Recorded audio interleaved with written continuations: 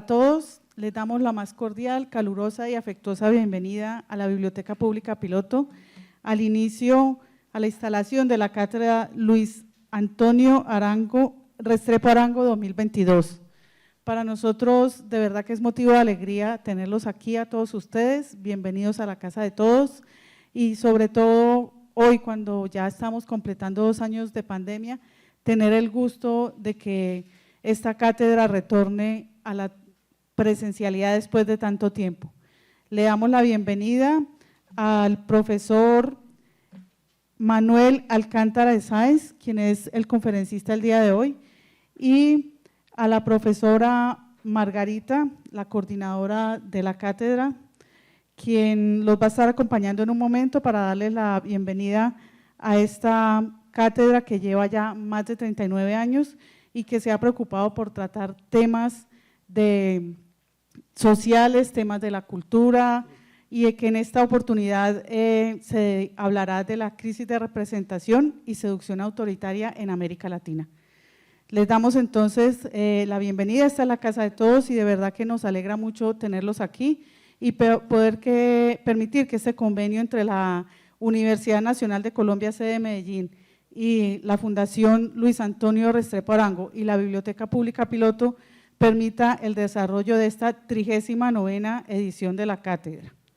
Entonces, sin más preámbulos, le damos la palabra a las personas que nos acompañan hoy, por la profesora Margarita, la coordinadora de la cátedra, le damos la más cordial bienvenida. Bueno, buenas tardes a todos y a todas.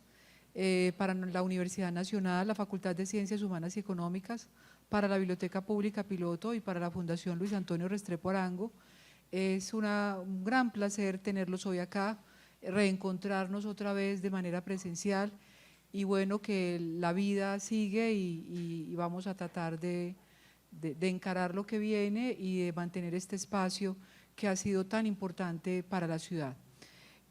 Antes de empezar, recordarle a los estudiantes, los talleres se realizarán en el bloque 12, aula 102, 101, 102 y 103.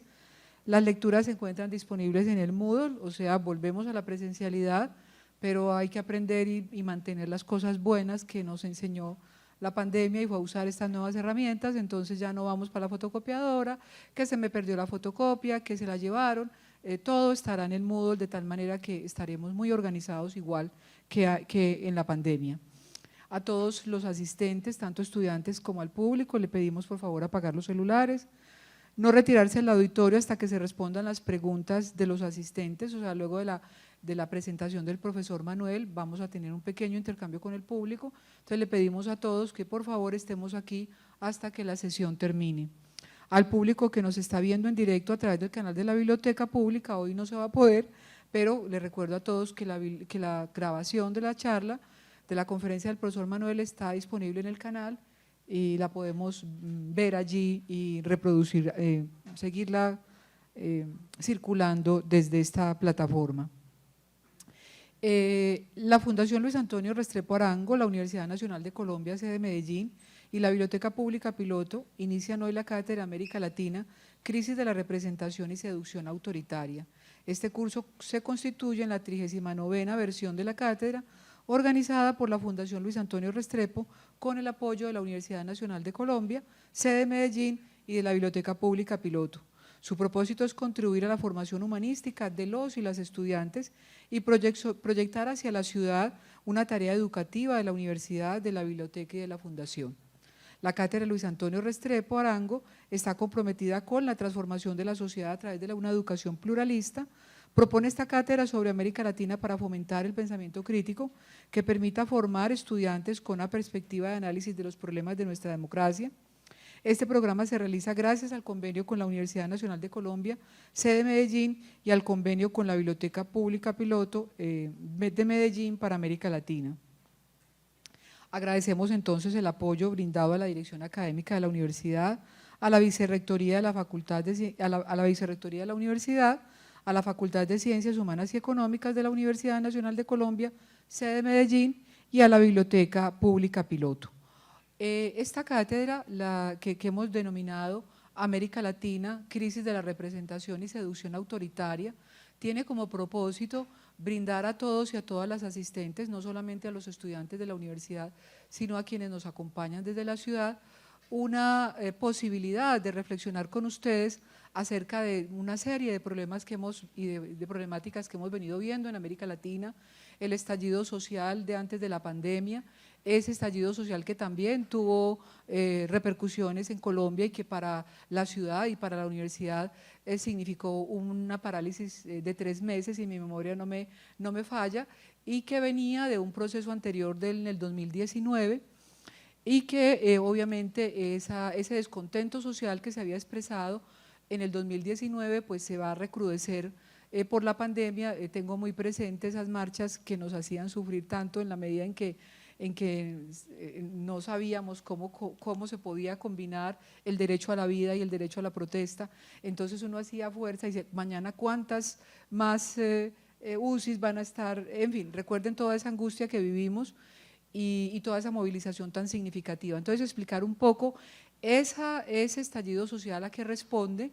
También hay fenómenos como los cambios de gobierno, Chile, Perú, independiente de que a ustedes les gusten o no les gusten, la constituyente en Chile, todo eso está marcando un cambio que no empezó ahorita, que viene largo y que está manifestando, digamos, la emergencia de unas nuevas demandas, de unas nuevas ciudadanías, unas inconformidades que nos están mostrando que nuestras democracias son frágiles, que la nuestra pues es mucho más frágil si se quiere, muchos han dicho que precaria, corrupta, bueno, pero una democracia que funciona con muchos problemas y que hay que seguir construyendo todos los días y que esta cátedra apunta a fortalecer. Y también, como no podría ser de otra manera, vamos a tener un espacio para hablar de las elecciones en Colombia. Tenemos elecciones legislativas el próximo sábado y consultas interpartidistas. De entrada, pues los invito a todos a ejercer el derecho al voto y el compromiso ciudadano de decidir. Y vendrán esas consultas, luego unas campañas ya en forma para las presidenciales, posiblemente con una segunda vuelta. Entonces vamos a analizar también ese fenómeno de las elecciones que nos está mostrando y cómo se articula también lo que pasa en Colombia con el resto de América Latina. Hoy nos acompaña el profesor Manuel Alcántara con la conferencia "Se abrirán las grandes alamedas para las democracias fatigadas", o sea, toda esta protesta social y muchos otros fenómenos que ustedes están viendo todos los días en los medios tienen que ver con esa fatiga de la cual el profesor Manuel nos va a hablar enseguida. El profesor Manuel Alcántara, que es ciudadano español y colombiano también, por adopción. Manuel Alcántara Sáenz es licenciado y doctor en Ciencia Política y Sociología por la Universidad Complutense. Es catedrático de la Universidad de Salamanca y profesor visitante aquí en Medellín de la Universidad Pontificia Bolivariana. También nos ha acompañado permanentemente en la Universidad Nacional y en otras universidades de la ciudad y del país, en la Universidad del Norte, en la Universidad del Cauca. Ha sido profesor visitante en numerosas universidades, destacándose Georgetown Universidad, Tulane Universidad de Nueva Orleans, la Universidad de la Sorbona, París III, Sciences Po, en la Universidad de Lille, Universidad Internacional de COP. Su campo de trabajo es la política comparada, especialmente referida a América Latina. El profesor es experto en partidos políticos y élites parlamentarias con especial mención en América Latina.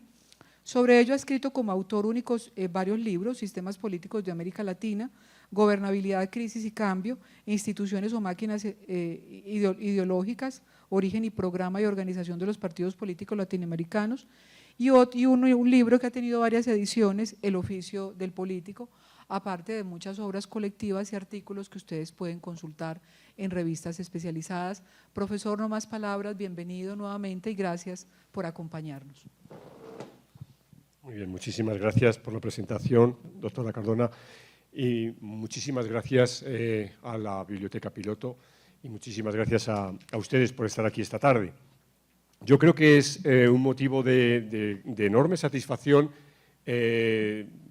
poderme dirigir en público y yo por lo menos sin como decimos en España, sin mascarilla, sin el tapabocas, ¿no?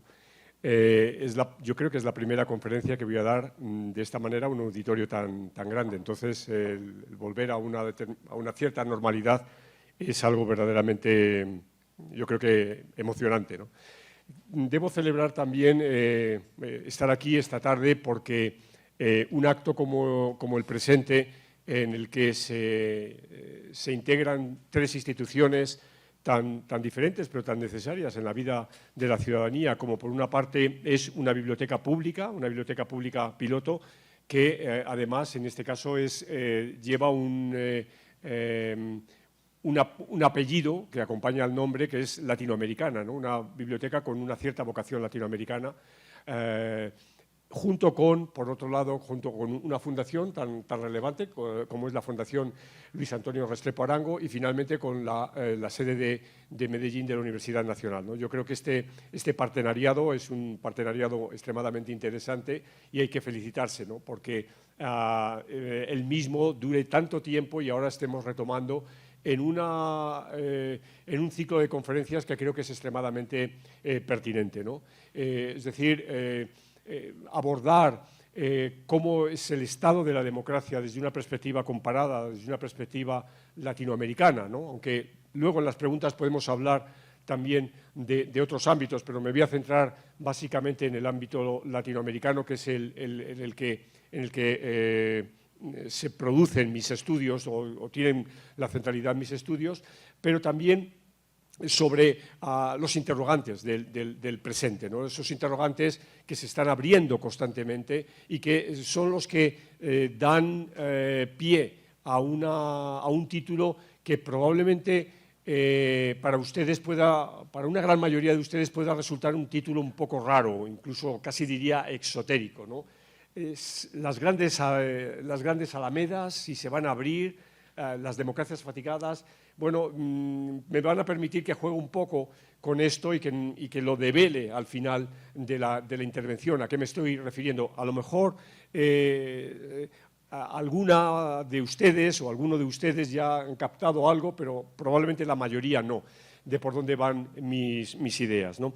Entonces, voy primero a enmarcar la situación de la política latinoamericana en apenas los 2 o 3 últimos años. 2 o 3 últimos años que en circunstancias normales sería un lapso muy corto, un lapso muy reducido, pero que, dado lo que nos ha pasado y lo que nos sigue pasando, es un periodo larguísimo. Tengo la sensación de que cuando me voy a referir al año 2019, cuando la profesora Cardona se refería a lo que pasaba en este mismo país, ¿no? En el año 2019, bueno, estamos hablando de 2 años y 4 o 5 meses atrás, y nos parece que eso ya nunca ocurrió, o que eso configura en una página, en un libro de historia de un pasado muy remoto, ¿no? Entonces, quiero, como les decía, tipificar qué pasaba en la democracia y qué ha seguido pasando en la democracia en estos últimos tiempos, ¿no? Una democracia que la utilizo casi a veces como sinónimo de la política, ¿no? Podría decir, en vez de la democracia, podría decir la política, ¿no? Pero tendemos a simplificar y a veces conceptos que son complejos los integramos y los hacemos sinónimos cuando en puridad no lo son. Entonces, si quieren, podría hablar de la política y podría hablar no de la democracia fatigada, sino de la política fatigada, es decir, de una sensación de política en la que se encontraban rasgos de una clara fatiga. Pero me van a permitir que comience en mi exposición siempre hablando necesariamente del pasado. Es decir, no de un pasado muy lejano, aunque claro, para muchos de ustedes es un pasado lejano en la medida de su edad, pero de un pasado que configuró a América Latina, casi diría yo, en torno a 3 generaciones, las 3 generaciones inmediatamente anteriores a la actual, ¿no? Usando una medida del término generacional que un filósofo español del siglo pasado, ya prácticamente de hace 100 años, de José Ortega y Gasset, hablaba con el concepto de generación. Y él, de una manera bastante caprichosa, digo caprichosa porque nunca explicó por qué vino a decir que una generación era un lapso de unos 15 años, ¿no? Cada 15 años cambiaba y se podía hablar de una generación a otra. Bueno, entonces aquí hay, en vez de a lo mejor hablar de generaciones, podemos hablar del término ciclo, de ciclo político, tomando un término muy querido por los economistas, ¿no? Es donde más encontramos en la economía este concepto de ciclo, ¿no? Del ciclo económico, y que se puede aplicar para el caso de América Latina, para el último casi diríamos medio siglo, ¿no? Y esto del medio siglo voy a insistir mucho en ello y voy a terminar con eso de este medio siglo, ¿no? De nuevo, medio siglo es una barbaridad de tiempo, ¿no? Para quien les habla es muy poco tiempo. Para quien les habla, medio siglo es cuando tenía la edad de algunos de ustedes y me sentaba en las aulas de la Universidad Complutense para estudiar ciencia política, ¿no? Pero en América Latina realmente este medio siglo han pasado muchas cosas, ¿no? Y sobre todo a partir más o menos del año 77, 78, 79, las cosas empezaron a cambiar en la dirección que un politólogo muy famoso norteamericano, Samuel Huntington, vino a denominar lo que se llamó la tercera ola de la democratización, ¿no? Es decir, el mundo, el universo, había venido cambiando a lo largo de los, digamos, desde finales del siglo XVIII, en una búsqueda de lo que hemos venido a denominar una matriz democrática, una matriz en la que la soberanía, es decir, el poder, hundiera sus raíces en el pueblo, en la voluntad del pueblo, ¿no? Ya sé que esto es muy confuso y que es muy ambiguo, pero ese es el término que se va a acuñar con la gran revolución liberal y que va a empezar a acuñarse a finales del siglo, por lo menos en el último tercio del siglo XVIII. Bueno, esa democracia, esa política democrática va a llegar a la región, al rebufo de esta ola democrática, como había llegado esta ola democrática al sur de Europa, a Grecia, a Portugal, a España, luego va a saltar a América Latina y luego llegará a la Europa del Este para recabar o hacer algunos intentos en el África del Norte. Sobre todo piensen ustedes en la revolución de Túnez, ¿no?, que se va a producir años más adelante. Bien, este cambio político es un cambio político que no es homogéneo en toda América Latina, que hay una casuística enorme y que, por ejemplo, para el caso colombiano entra mal, casa mal, ¿no? Colombia en este caso, en ese sentido, es un caso muy atípico, lo mismo que es un caso muy atípico México, ¿no? O Cuba, por otras razones, pero para una gran mayoría de los países de América Latina esto es convincente y los autores hablan de estos tres momentos, ¿no? Tres momentos en los que lo que quiero resaltar es que hubo diferencias, que no todo fue igual y que se pasó de una euforia de las transiciones a la democracia, de la recuperación de la democracia y del desgaste de lo que había sido la matriz política anterior, lo que se llamaba la matriz estadocéntrica, lo que se llamaba también el Estado populista, no en la terminología que estamos hablando ahora del populismo, ¿no?, sino el Estado, un tipo de Estado en el que la quintesencia podría ser, por ejemplo, para América Latina, el peronismo, ¿no? Este ciclo, que es el que vengo a denominar el ciclo transicional, va a estar acompañado o va a venir de un ciclo neoliberal. Son los grandes cambios neoliberales. Aquí Colombia casa muy bien, ¿no? Es la llegada de Gaviria, ¿no?, al poder y es la llegada de los años 90, o la llegada de elementos tecnocráticos como es Salinas de Gortari en México a partir del año 88, es decir, o Fujimori, con otra canción, con otro verso totalmente distinto, y que va a traer una forma de entender no solo la política, la economía y algo muy importante, la cultura, los valores, en clave neoliberal, en clave de competencia irrestricta, en clave de dominio absoluto del mercado, etc.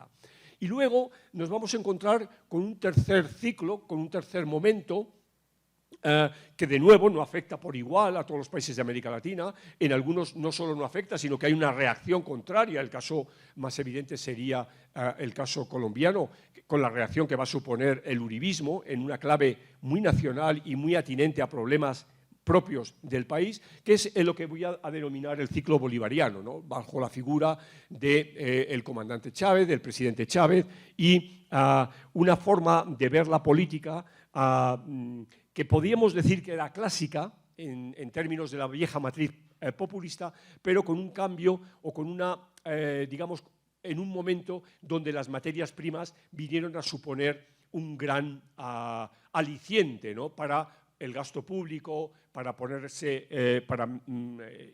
llevar a cabo políticas de expansión del Estado, etcétera, ¿no? Bueno, estos tres ciclos, ya digo, hay una gran, y creo que en el material que ustedes tienen, que citaba la profesora Cardona, tienen acumulado para leer cosas, porque son muchos, o somos muchos los autores que hemos escrito sobre este tema. Esto va a empezar a cambiar a mediados de los años de la década pasada, ¿no? Cambia porque muere Hugo Chávez. La figura de Hugo Chávez es absolutamente fundamental.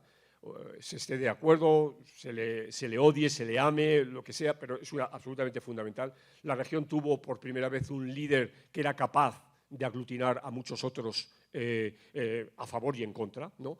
Pero la muerte de Hugo Chávez va a ser fundamental, y también, evidentemente, el giro en la economía, ¿no? El fin del ciclo de las materias primas, que se agota en torno al 2013-2014, los precios de los combustibles caen, la demanda asiática se restringe, entonces las economías de América Latina, de alguna manera, no pueden seguir pagando la fiesta, y hay un claro constreñimiento. Entonces, todo esto va a producir un cambio enorme en la vida política. Este cambio enorme en la vida política va a tener una serie de secuelas, una serie de hechos que se van dando en un lapso de aproximadamente unos 5 años, entre el 2013, finales del 2013, pongamos 2014, y el 2018, 2019, en el que hay grandes acontecimientos, ¿no?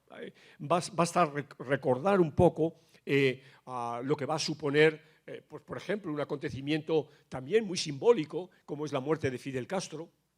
En otro nivel muy distinto, el juicio político que se va a hacer a Dilma Rousseff, que va a poner fin a un dominio de la izquierda del Partido de los Trabajadores en Brasil, un ciclo que había durado ya prácticamente 14 años, 8 años de Lula y 6 años de Dilma Rousseff. Va a suponer la quiebra del predominio del kirchnerismo en Argentina y la llegada de la derecha al poder en Argentina. Va a suponer la salida de Rafael Correa en Ecuador y la llegada de Lenín Moreno, y va a terminar este momento con la llegada de dos individuos muy interesantes, muy peculiares, muy distintos, pero en algunos casos muy semejantes, que son los dos presidentes de los dos grandes países de América Latina, como son Brasil y México, ¿no? Es decir, el presidente Bolsonaro y el presidente Andrés Manuel López Obrador, ¿no? Que llegan al poder justo en este momento. Por consiguiente, es un momento de redefinición, de que algo va a pasar, ¿no? de que algo está pasando. Pero, ¿qué está pasando en la política? Bueno, algunos datos. Fíjense, en la democracia, y hay un artículo muy reciente, y perdón por la autocita, pero también pueden encontrarlo, un artículo aparecido hace apenas 10 días en el portal Latinoamérica 21, pueden googlearlo, que hablo precisamente del tema de la alternancia. Siempre se ha dicho, y la literatura está llena de estas referencias, que la democracia sirve para garantizar la alternancia. Para garantizar la alternancia de manera probabilística. Es decir, que la oposición pueda llegar al poder. Cuando la oposición no puede llegar al poder, malo. Algo raro pasa. Es decir, no hay posibilidades de cambiar, de retar al incumbente. Entonces, en América Latina, fíjense, los datos son muy interesantes, son datos agregados. Para el periodo que estoy hablándoles, es un periodo, como ven, de 44 años, en ese periodo ha habido 150 elecciones presidenciales. Y de esas 150 elecciones presidenciales ha habido alternancia en 87 ocasiones. Es decir, que de una manera general, de una manera muy global, la alternancia ha funcionado. La alternancia como lógica de recambio de las élites en el poder ha funcionado. Y ha funcionado, pero claro, estoy hablando de valores medios. Hay países donde la alternancia prácticamente no se ha dado, son los que están a la izquierda, Nicaragua, Paraguay y Venezuela, y hay países donde la alternancia es brutal, es decir, se cambia constantemente, como es Ecuador, Guatemala, Panamá, Perú y Honduras. Pero el resto de los países, es decir, estamos hablando de más de la mitad de los países de América Latina, se sitúan en valores de alternancia probabilísticos medios. Es decir, que grosso modo uno podría decir, sin entrar en el detalle y de una manera muy macro, que, bueno, que la política en este lapso ha funcionado. Y así lo podemos ver tomando otra serie de indicadores. Y ahora les voy a pasar de manera muy rápida alguna serie de indicadores para que vean que lo que les señalo es cierto. Pero a la vez también ya les voy a empezar a señalar cómo algunos indicadores empezaron a decir que sí, pero, ¿no? Por ejemplo, el primero que les planteo viene de un análisis de algo que se llama el Barómetro de las Américas, que hace una universidad de Estados Unidos, la Universidad de Vanderbilt, y por las siglas es conocido por la POP, y ellos hacen encuestas de opinión pública a muestras representativas en todos los países de América Latina. Bueno, los valores son interesantes. Aquí se está preguntando ¿qué tanto apoya usted a la democracia en América Latina? Y los valores del apoyo a la democracia, de quienes dicen que apoyan a la democracia, fíjense que durante muchísimo tiempo, es decir, entre el año 2004 y prácticamente el año 2014, fueron constantes. 2/3 de los entrevistados dijeron que apoyaban la democracia. Sin embargo, a partir del análisis que se lleva a cabo en el año 2016, hay un escalón para abajo. Es decir, se empieza a perder casi 10 puntos, de tal manera que el último análisis, justo antes de este momento, diría, estelar, que es el año 2019, estamos hablando de que apenas menos del 58% de la gente ya dice que apoyan la democracia. Eso lo dice este estudio. Otro estudio totalmente distinto y también muy valorado es el Latinobarómetro. El Latinobarómetro es un esfuerzo que se hace desde Santiago de Chile, tiene una fuerte credibilidad, también es opinión pública, subrayo mucho esto. La pregunta es, ¿en algunas circunstancias la democracia es preferible a cualquier forma de gobierno? ¿Sí o no? ¿O en algunas circunstancias un gobierno autoritario puede ser preferible a uno democrático? Bueno, la primera es la línea azul. Tenemos datos desde el año 95. Bueno, ustedes si se dan cuenta, la línea tiende a ir hacia abajo, de tal manera que el último valor que tenemos del año 2020 es del 49%, frente a el valor en rojo, que significa que nos da lo mismo, que ha ido subiendo, es decir, el escepticismo democrático ha ido subiendo, ha pasado de un 17% a un 27%. Bueno, esto también nos indica algo, nos está avisando de que algo pasaba. Y finalmente les quiero señalar vuelvo a tomar el Latinobarómetro cuando directamente la pregunta es esta, ¿no? Que refleja en este caso para los valores del año 2020 los países, ¿no? Y cómo hay diferencias enormes. Esto siempre es muy importante cuando se habla de América Latina, porque tendemos a hablar de América Latina como un todo homogéneo, y más cuando estamos lejos de América Latina, cuando, por ejemplo, estamos en Europa, ¿no? Y evidentemente ahí ustedes pueden ver las enormes diferencias que hay en países, ¿no? Con un país por encima de todo, que es Uruguay, y esto lo vamos a ver repetido, o países, fíjense, el caso de Honduras, para encontrar un valor medio. Bueno, esto son datos de opinión pública, pero la academia también se ha dedicado a analizar la democracia a través de índices. Hay muchos índices, algunos de ellos son muy solventes.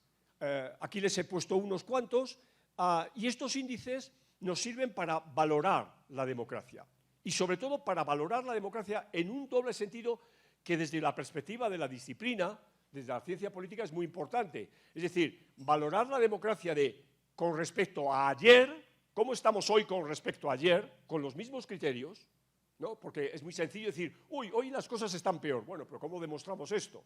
¿No? O también para demostrar cómo estoy con respecto a mi vecino.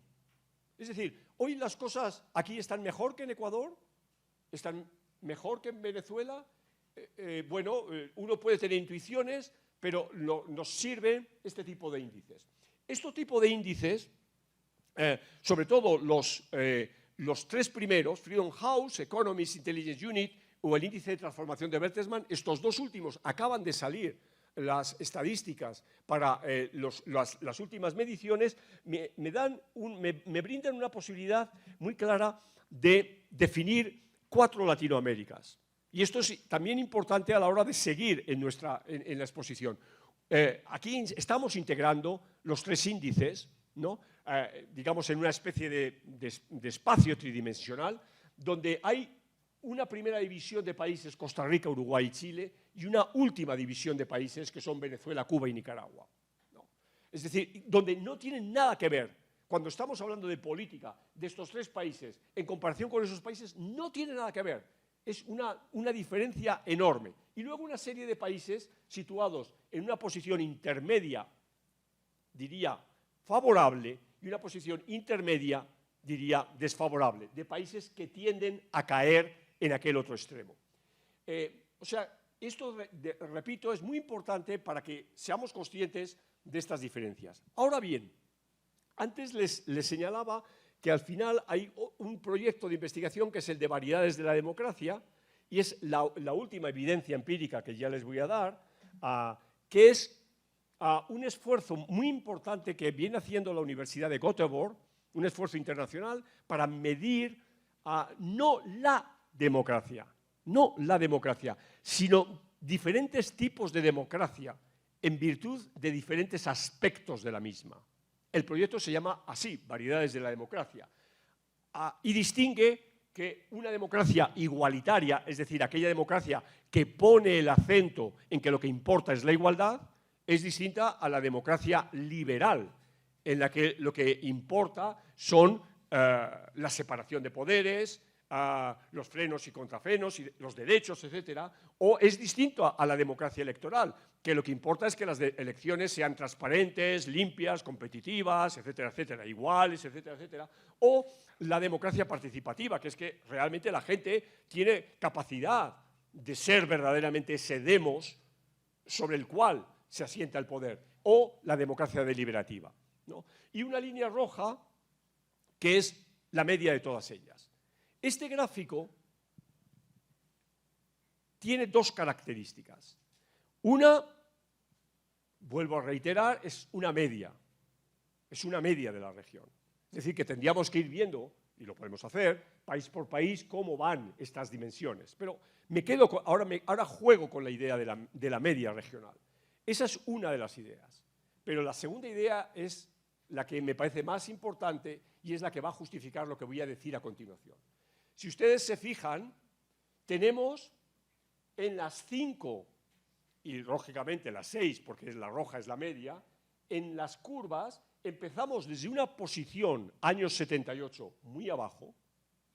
Está esto representado en una escala de 1 a 10, de 0 a 1, estamos en torno entre el 0,25 y el 0,40, vivimos un periodo de expansión, lo que veíamos al principio, las transiciones a la democracia, vivimos un periodo de consolidación y a partir de aquí empieza a caer. A partir del año 2014, las curvas comienzan a caer. Eso es muy gráfico para decir, cuando uno ve esto, ¿qué ha pasado? Entonces, cuando veía esto en el año 19, y ahora ya estamos en el 20, los datos están hasta el 20, pero ya digo, ya se pueden incorporar los del 21 y la tónica sigue igual, dije, hay una fatiga de la democracia. Esa política democrática no se hunde, no se quiebra. O sea, quebrarse es si hubiera habido una cosa abrupta, que hubiera tenido una pendiente negativa tremenda. No, hay una suave tendencia, pero claramente, lo ven claramente, tiende a bajar. Entonces, ese fue para mí el gran argumento que me llevó a decir, bueno, ¿por qué, si esta democracia está fatigada, qué puedo yo ver, diría ahora, de una manera cualitativa, ¿no?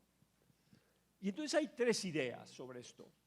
La primera idea es que hay democracia. Es decir, mejor o peor, pero hay democracia.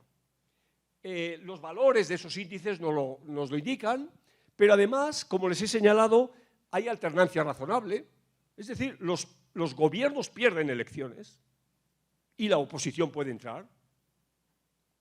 Bueno, veamos nuestro entorno, ¿no? Yo qué sé, dejo lógicamente de lado el caso de Venezuela, pero bueno, lo que ha pasado en Ecuador, lo que ha pasado en Perú, lo que ha pasado en Brasil, recuerden las últimas elecciones presidenciales, lo que ha pasado en Panamá, hay alternancia. Segundo, se mantiene la participación electoral, es decir, la gente sigue yendo a votar. No hay una caída de decir, no, es que no va nadie a votar. Por ejemplo, aquí podría traer como contraejemplo el caso de Haití, donde en Haití vota el 10% de la gente.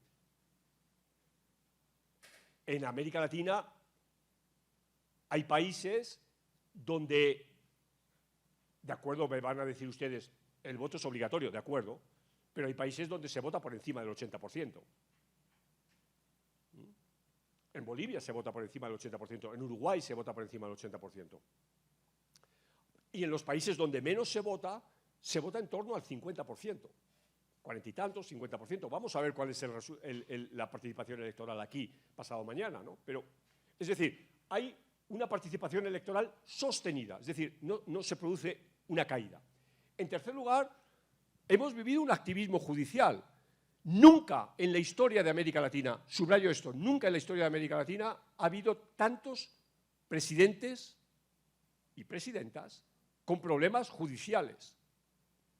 A veces en lo que se ha venido a denominar esta especie de poder de los jueces. Pero en cualquier caso, eso es un sinónimo de que la división de poderes está funcionando. En cuarto lugar, bueno, lo que hemos visto, la evidencia de los índices. Los índices están ahí y son una evidencia muy dura. Y finalmente, sí, hay que reconocer que ha habido irregularidades muy serias en dos países electorales, como son Venezuela y Nicaragua. Bueno, pero estamos hablando de 18 países. Sí, hubo irregularidades en Honduras en las elecciones del año 2017, pero no en estas últimas. Hubo irregularidades en las elecciones bolivianas, de tal manera que esas elecciones se anularon, pero las siguientes nadie protestó, los resultados se aceptaron. Y hubo también irregularidades en Paraguay. Vamos a ver qué pasa en las elecciones del año que viene. O sea, nos damos cuenta entonces que la dimensión electoral de esas democracias es correcta, es, digamos, homologable. Pero, ¿por qué entonces la fatiga? ¿Cuáles vendrían a ser los dos elementos negativos? Bueno, uno tiene que ver con algo que lleva el título de esta serie de conferencias para este curso, ¿no? Es decir, o las dos cosas tienen que ver, es la crisis de representación. Pero la crisis de representación yo la planteo, la desdoblo en dos dimensiones.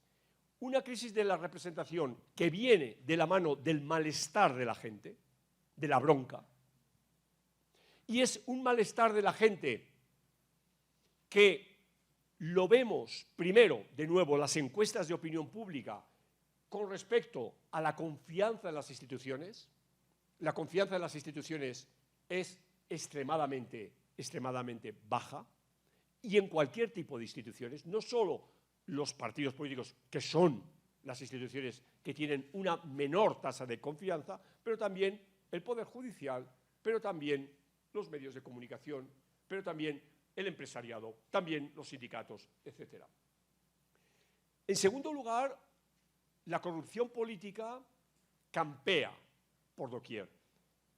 No soy de los que digo que hay más corrupción que antes, porque eso hay que demostrarlo, pero sí que es más visible. Y que los escándalos de corrupción, que tienen una dimensión, además, ya no solo nacional, sino una dimensión regional, recordemos Odebrecht, ¿no? Odebrecht es el ejemplo para este momento absolutamente fundamental, están presentes. En tercer lugar, también hemos visto las encuestas de insatisfacción con la democracia. Y por último, la autoconciencia de la desigualdad. Y sobre todo la idea de que las expectativas no se ven satisfechas. Es decir, en ese auge de las materias primas hubo sectores medios que dieron un salto adelante bastante grande. Estoy hablando del 2010, 2011, 2012 o incluso un poquito antes. Pero eso cambia. Y de hecho las grandes manifestaciones contra Dilma Rousseff son de sectores medios, de los sectores medios urbanos, ¿no? Entonces, ese malestar coincide también con un agotamiento de la idea neoliberal de competencia, de competitividad, de mercado, etc.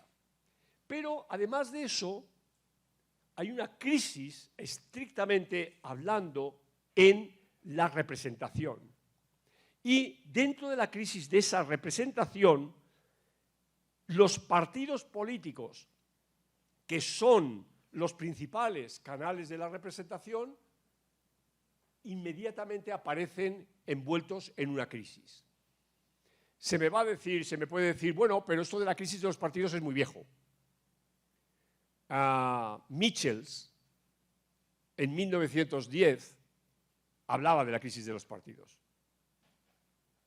La etapa europea de entreguerras, piensen en los años 20, sobre todo en los años 30, es una crisis de partidos, ¿no? En los años 70 del pasado siglo también hay una literatura, Sartori habla en un determinado momento de la crisis de partidos. O sea, es algo muy viejo, ¿no? Pero, o sea que en ese sentido no es preocupante, porque pareciera que los partidos están acostumbrados a estar en crisis. Pero ¿cuáles vendrían a ser los elementos que, en mi opinión, tienen un efecto más importante para explicar esa fatiga? Bueno, en primer lugar, hay un tema que es una constante en América Latina y que un autor, Juan Linz, destacó en los años 80. Él hubo una contrarréplica, por ejemplo, de Scott Mainwaring o de Dieter Nolen contra Juan Linz, pero que Juan Linz vino a decir el presidencialismo casa mal con los partidos políticos. Dicho de otra manera, los presidentes no necesitan un partido político, porque son ellos los que tienen la fuerza política. Entonces, eso lo dijo Linz, ya digo, hace casi 40 años. Hubo una gran polémica, muy académica, sobre todo muy académica, pero hoy vuelve a retomarse esto. Vuelve a retomarse. Es decir, ¿en qué medida aquellos países que tienen regímenes presidenciales fuertes tienen sistemas de partidos débiles? Y claro, ya sé que ahí vamos siempre a toparnos con el caso norteamericano. Pero precisamente el caso norteamericano, y máxime después de la presidencia de Trump, alguien que no era del Partido Republicano, aunque fuera simpatizante, agudiza este problema. En segundo término, los partidos políticos podemos hablar de esa crisis porque hay una alta volatilidad. También porque el número efectivo de partidos se incrementa. Son dos índices que usamos mucho en ciencia política. Pero sobre todo, donde quiero insistir es en dos ideas, que voy a volver luego sobre ellas, que es la baja identificación de la gente con los partidos, ¿no? Es decir, los partidos políticos han dejado de tener esa suerte de vinculación eclesial con sus militantes, que prácticamente eran feligreses y que lo eran para toda la vida. Y la gente ya no se identifica con los partidos políticos. Y si se identifica un rato, pero no es una identificación sostenible en el tiempo. Y lo último, el hecho de la personalización de la política en torno a candidatos. Esto lo podríamos vincular mucho con los efectos del presidencialismo, pero no solo con los efectos del presidencialismo. Cualquier observador que no tuviera ni idea de la realidad política colombiana y asistiera a la campaña electoral actual, inmediatamente se da cuenta de esto, ¿no? Cuando ve por las calles que lo que se pide es voto a personas. Lo que se pide es voto a personas. Y estamos hablando de las elecciones legislativas, o sea, nada que ver con el presidencialismo, porque las elecciones colombianas del domingo son legislativas. De acuerdo que puede estar el juego electoral presidencial para dentro de unos meses, pero las elecciones son legislativas y, sin embargo, están personalizadas. Este es un fenómeno que se puede decir que es bastante colombiano desde el 91 y después y las posteriores reformas electorales, pero también lo podemos encontrar, evidentemente, en un país vecino, como es el caso, o dos países vecinos, como es el caso de Perú o el caso de Brasil, donde esta personalización se da de la misma manera. Bueno, 2019 fue un año decisivo, pasaron muchas cosas, esto ya está muy cerca, no voy a seguir el índice que aparece ahí, ustedes ya lo conocen porque esto es algo muy cercano.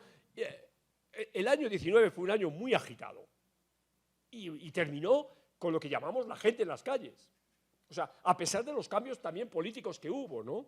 Y la aparición de sujetos políticos que me parecen muy interesantes. Es el caso de Nayib Bukele, ¿no? Que es un caso extremadamente interesante de un país muy poco abordado. Entonces, ese año fue un año decisivo y es un año que ya abre el camino hacia este nuevo ciclo de las democracias fatigadas. Es decir, por un lado, lo que hemos visto hasta ahora. Es decir, por un lado, el presidencialismo sigue haciendo mella en la desinstitucionalización de la política. En segundo término, los partidos son banales para la democracia, para la política, y estoy utilizando una expresión y un adjetivo que utilizó un politólogo de origen irlandés, Peter Mair, para definir lo que pasaba en Europa hace 10 años. ¿No? Es decir, que Peter Mair utiliza esa palabra para analizar lo que estaba pasando en Italia, lo que estaba pasando, incluso lo que se estaba avizorando, empezaba a pasar en el cambio del sistema de partidos, por ejemplo, en España. Había una banalización partidista. Los partidos eran banales. Y también en América Latina se registró una cierta, digamos, vuelta, de una manera muy distinta, por supuesto, de tener cierta prestancia las Fuerzas Armadas en la vida política cotidiana, ¿no? Pero sobre todo, lo que va a quedar claramente en evidencia es que se va a cristalizar en un momento que estamos a las puertas. Claro, en ese momento no lo sabemos que estamos a las puertas. Y les aseguro que estas ideas están escritas antes de la pandemia. O sea,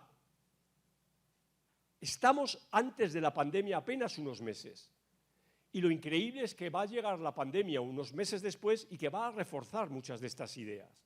Pero sobre todo, lo que había que traer a la política era la forma en que las bases socioculturales sobre las que se da la política estaban siendo cambiadas por la revolución digital, por las nuevas tecnologías de la información y de la comunicación.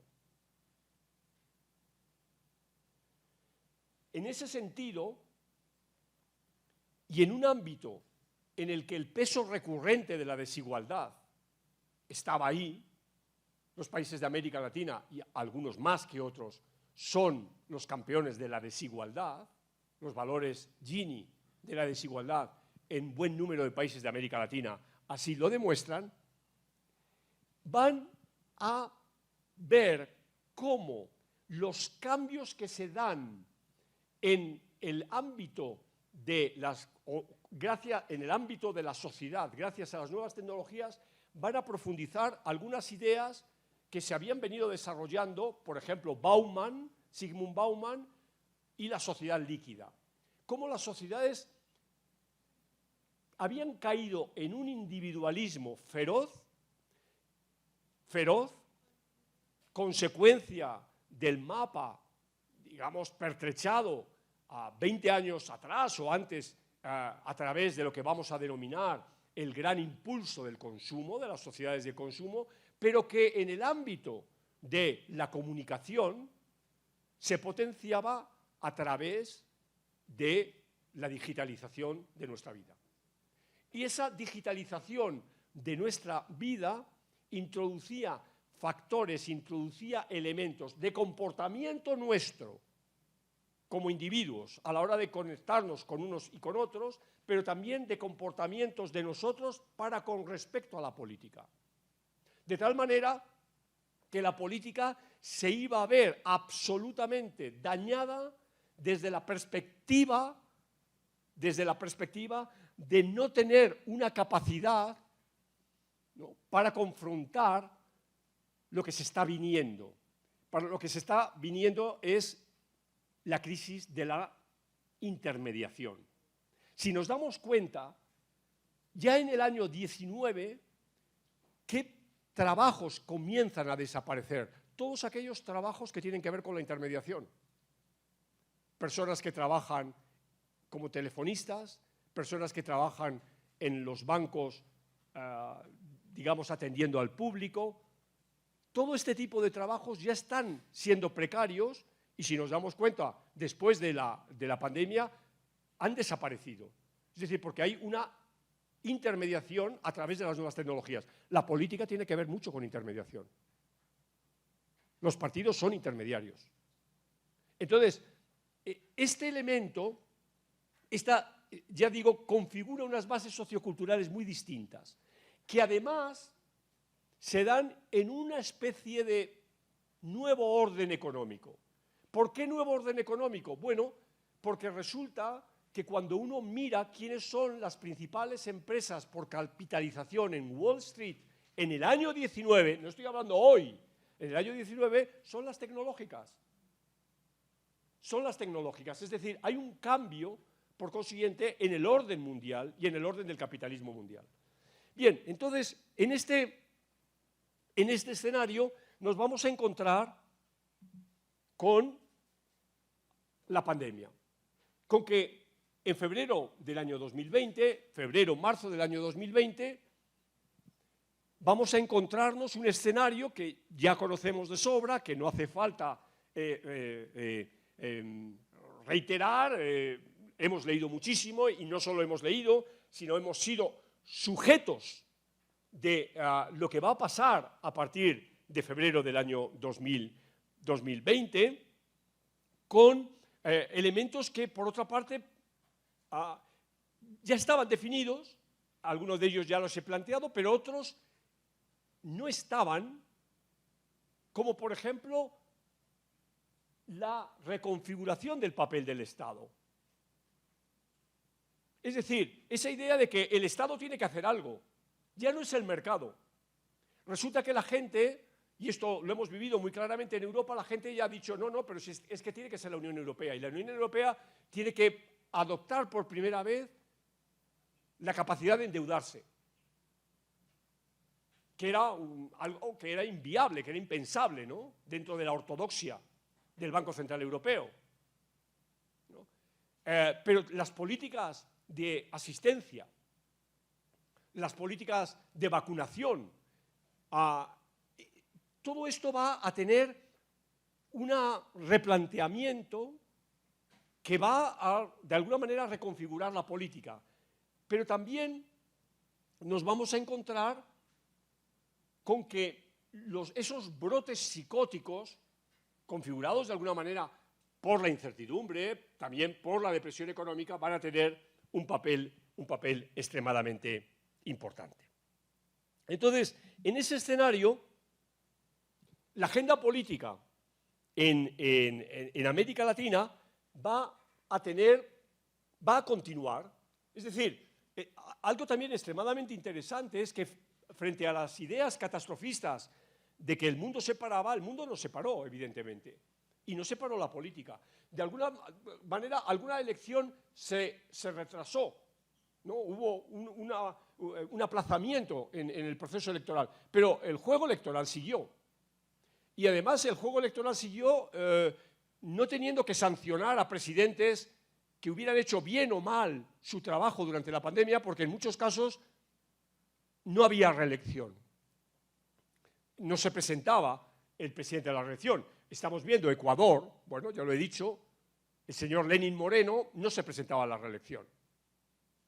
Entonces, la agenda política cambia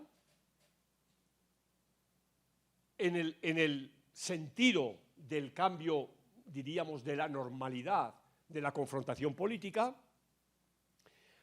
y va a suponer un escenario en el que lentamente se van produciendo cambios hacia la izquierda. Una izquierda muy distinta a la anterior y muy distinta entre los países, ¿no? Cuando nos referimos, por ejemplo, al caso de Perú, por citar el caso más próximo, ¿no?, de esa nueva izquierda, evidentemente la izquierda que representa a Pedro Castillo y lo que hay detrás de Pedro Castillo, el abigarramiento de ese grupo y el desastre de ese grupo no tiene nada que ver, evidentemente, con la izquierda que uno puede encontrar en ese mismo proceso electoral, y ahora voy a volver inmediatamente sobre ello, que encontramos en Chile, ¿no? Pero ese cambio,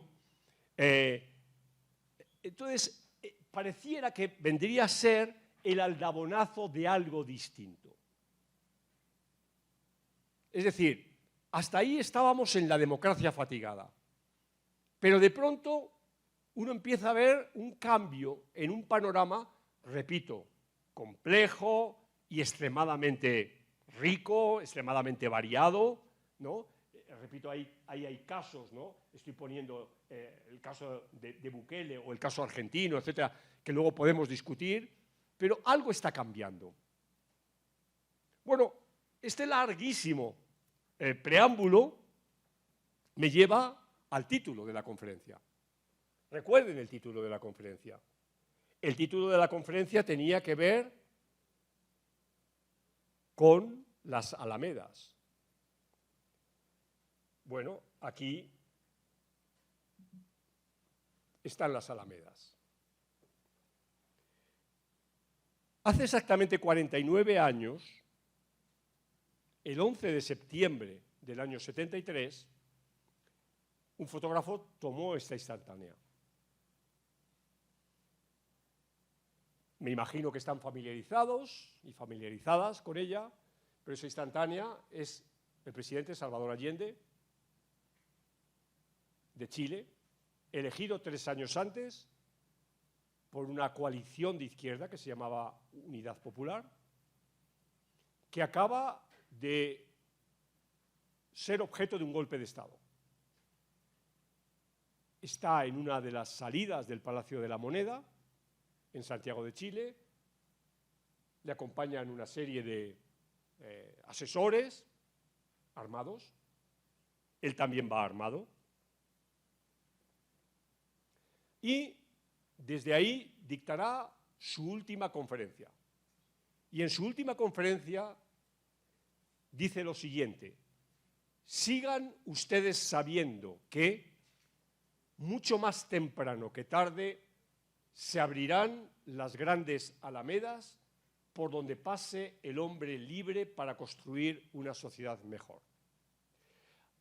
A las pocas horas de esa entrevista, a las pocas horas de esa fotografía, Salvador Allende moría en La Moneda y el golpe de Estado triunfaba. El golpe de Estado tuvo una influencia en Chile enorme, evidentemente, pero también en América Latina, porque fue la manera de introducir el neoliberalismo, el pensamiento de la Escuela de Chicago. Claro, han pasado 49 años de esto y mi conferencia o mi presentación empecé, si recuerdan ustedes, en el 78, es decir, empecé ya en la cara amable. Pero lo que les quería llamar la atención es que antes de la cara amable hubo una cara violenta, una cara de muerte, una cara de destrucción. Bien, hoy el azar nos hace que hoy, 11 de marzo del año 22, repito, 49 años, casi 49 años más tarde, ha tomado posesión Gabriel Boric. Gabriel Boric entra en La Moneda y por consiguiente se abren las grandes alamedas. Y eso es lo que les quería decir. Entonces, hemos pasado probablemente de una democracia fatigada, o que a lo mejor sigue con fatiga, pero las alamedas se han abierto. Gabriel Boric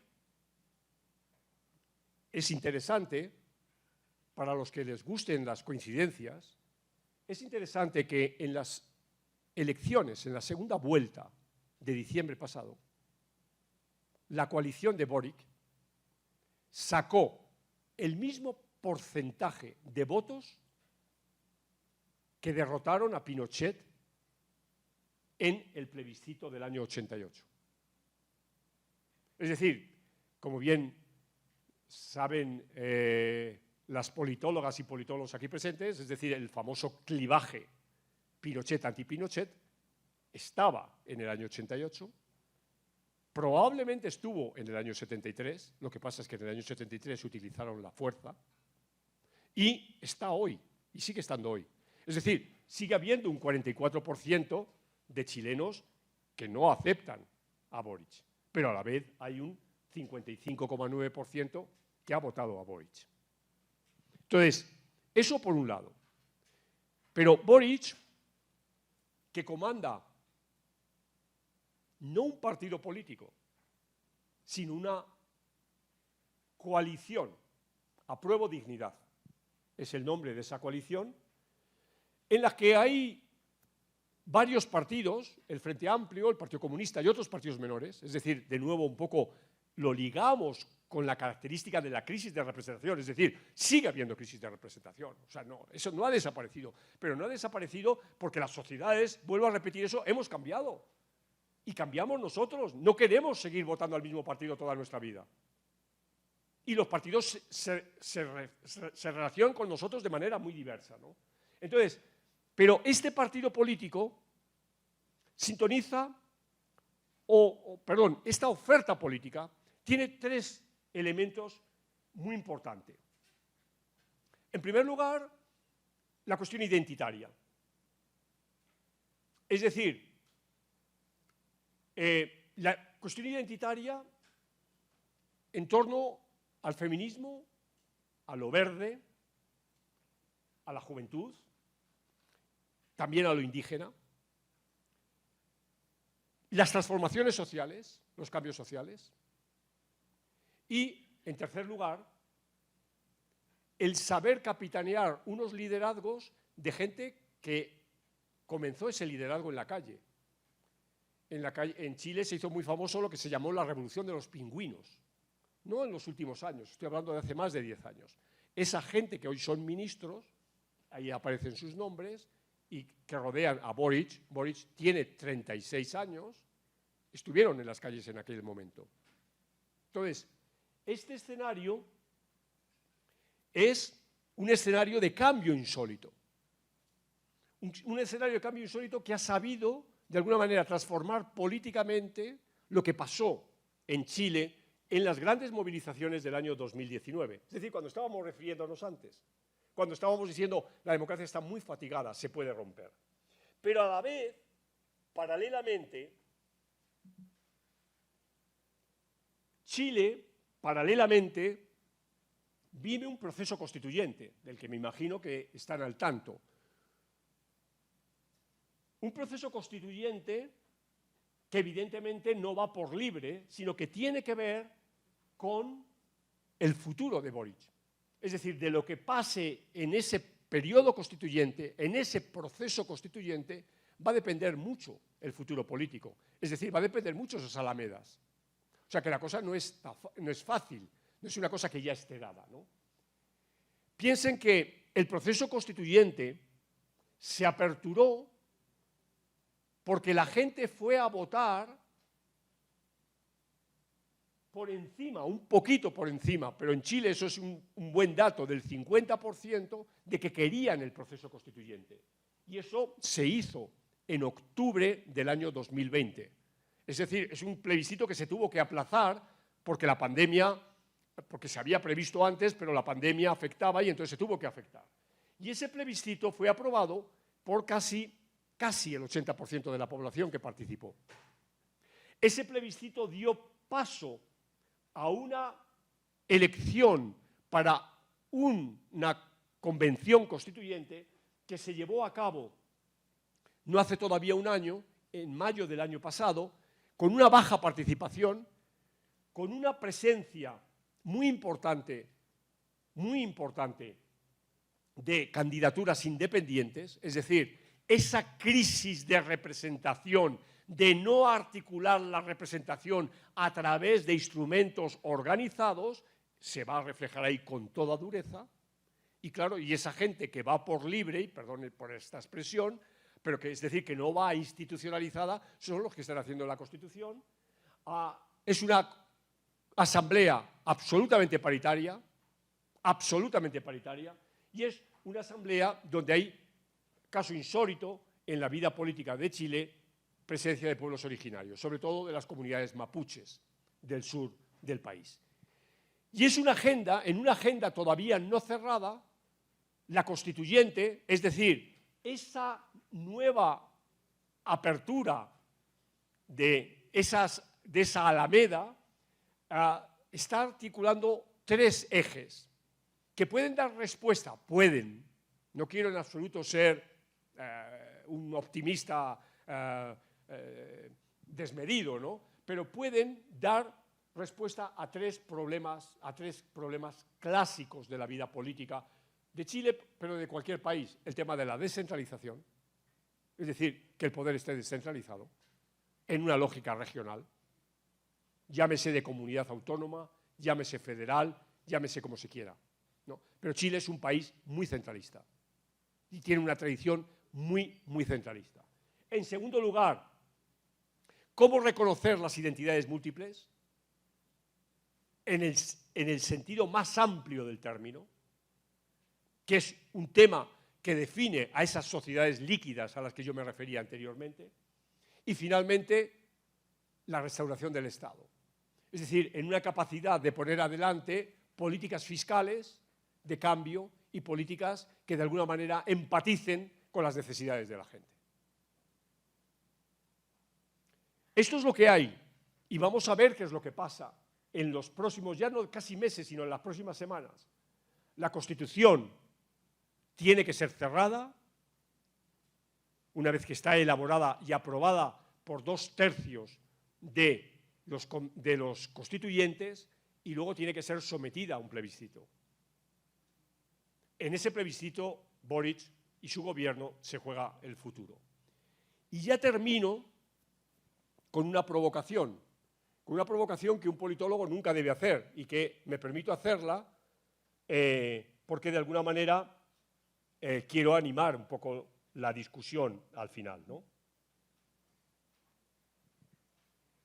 En esa lógica de lo que he planteado y en la medida en que estamos en un país en el que dentro de 2 meses largos vamos a tener una elección presidencial,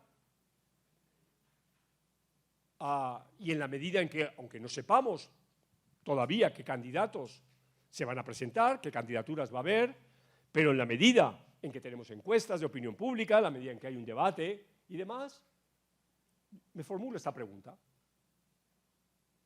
¿no?, que casa con el, digamos, el argumento principal de la charla, ¿no? Hay apertura de las alamedas en el país y planteo 6 puntos, ¿no?, muy rápidos. Colombia es el único país de los grandes de América Latina donde la izquierda nunca ha gobernado. Nunca. Es una anomalía. Sí. Es una anomalía, entiéndanme ustedes, estadística. Segundo, los resultados de las elecciones departamentales y municipales de hace 3 años mostraron una tendencia bastante inequívoca en las principales ciudades del país hacia un cambio. No quiero decir, ni estoy diciendo que se votara a la izquierda, pero sí a un cambio. En tercer lugar, el cansancio de la sociedad. Aquí las fatigas de la sociedad, que se percibe en las movilizaciones, en la crisis económica, en la desigualdad, etcétera. Cuarto, bueno, la aprobación del presidente es tengo entendido, y corríjanme ustedes, es la más baja de la historia del país, de un presidente, desde que se miden estas cosas. Bueno, esto supone que hay un enfado muy grande, político, ¿no? Es evidente que el presidente no tiene un delfín, así en sentido estricto, en el sentido de hablar de continuismo, ¿no? Pero es evidente que eso permite vislumbrar que una opción claramente opositora pueda recabar este enfado colectivo. En quinto lugar, una pregunta. Bueno, ¿qué va a pasar este domingo? Bueno, es decir, ¿qué va a pasar en el Congreso? ¿Cómo va a estar conformado el Congreso? Bueno, esto nos va a dar, y si esta charla la tuviera la semana que viene, ahí introduciría algo. Entonces, lo dejo como una pregunta y ustedes respóndanse cuando tengan los resultados, el domingo por la noche, el lunes por la mañana, porque evidentemente el panorama va a ser muy distinto de cara a esa pregunta general si el centro izquierda y la izquierda tienen una presencia mayoritaria en ambas cámaras. Y por último, claro, la sorpresa del vecino venezolano. El vecino venezolano que complica su existencia en el momento actual que vive la humanidad, en el momento de la guerra de Ucrania. Entonces, la guerra de Ucrania puede parecer que está muy lejos, pero en la medida que Rusia es el actor agresor y que Rusia puede en un determinado momento jugar de buen amigo del vecino, puede enturbiar las cosas y comprometer el panorama político del país. Bueno, esta es entonces mi disyuntiva, ¿no? ¿Estamos en democracias fatigadas? Sí, seguimos. Hay elementos que nos indican, pero a la vez hay indicios de que las grandes alamedas se abren, porque la política, como la vida, es cambio, es transformación, son nuevas generaciones que sustituyen a otras, con nuevos valores, con nuevas ilusiones, etcétera. Y esto es un elemento que cualquiera persona que se dedica a la politología tiene que tener en cuenta. Muchas gracias.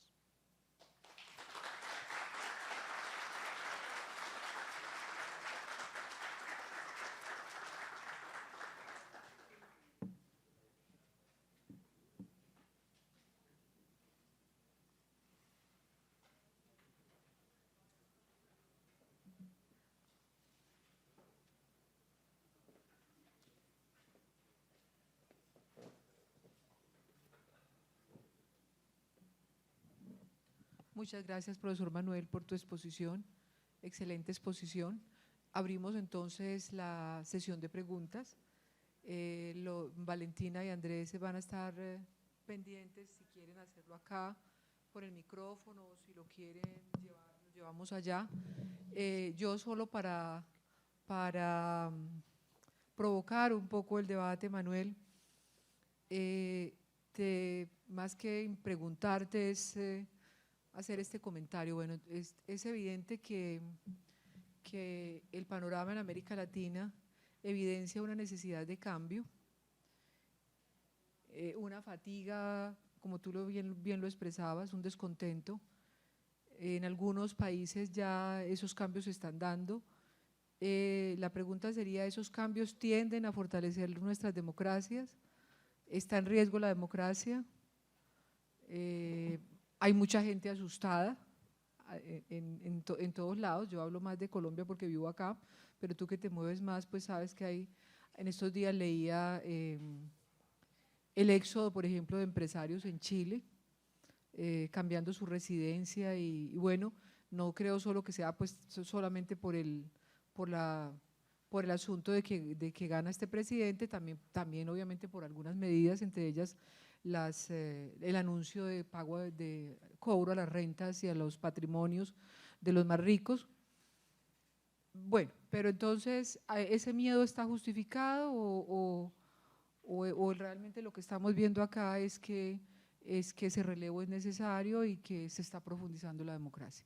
Yo solo con esto quiero más que sugerir, no creo que tú tengas pues una bola aquí ya lista para responder todo y para abrir el debate con los asistentes y las asistentes. Bien, no, funciona. Sí. Bien. Sí. Vamos a ver, la democracia pasa por malos momentos, pasa por una mala época, por un mal momento, eso está clarísimo, a nivel mundial.